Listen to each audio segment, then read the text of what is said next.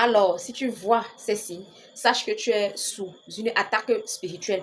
Ok? Ce sont des signaux d'alerte qui t'amènent à comprendre que tu es en danger. Par conséquent, tu dois te mettre sur tes gardes. Je tiens à noter ici que tu dois faire l'effort, ok, d'avoir le discernement pour pouvoir discerner une attaque spirituelle et un phénomène naturel. Parce que quand ça devient récurrent, il faut se poser des bonnes questions. Premier signe que tu es sous une attaque spirituelle, tu vas te rendre compte que lorsque tu marches, ok, les toiles d'araignée t'attachent, d'accord? Au niveau du visage, là, tu ressens les toiles d'araignée, tu vois. Les entités du bas astral aiment bien utiliser les toiles d'araignée, d'accord? Parce que c'est comme un fil conducteur, d'accord? Qui leur permet, ok, d'atteindre leur cible. Numéro 2, les pertes d'objets dans la maison.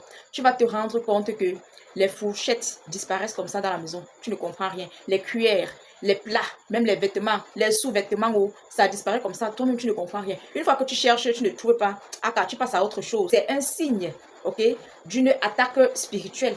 Oui, parce que les esprits, ok, infernaux, d'accord, ont tout juste besoin d'un objet d'empreinte pour t'atteindre. C'est ce que tu ne sais pas. Ils ont tout simplement besoin d'un objet qui vient de toi. On appelle ça les objets d'empreinte pour pouvoir t'atteindre. 3.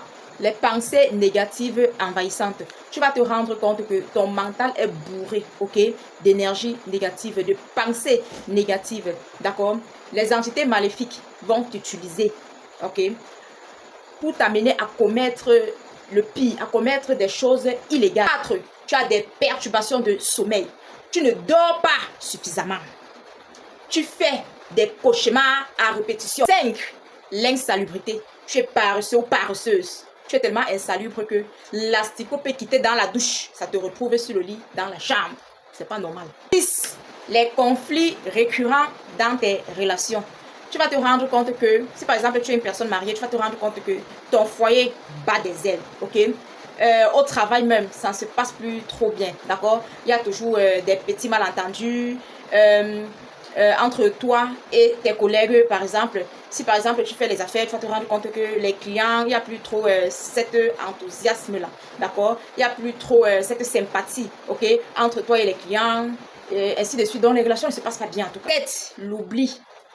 Tu vas te rendre compte que tu es une personne qui oublie facilement. On ne peut pas facilement compter sur toi. Lorsqu'on te confie une tâche, tu ne peux pas le faire en toute aisance et en toute échéance à cause de l'oubli. 8. La stagnation. Tu vas te rendre compte que tu stagnes. Tu n'avances pas. Tes projets également n'avancent pas.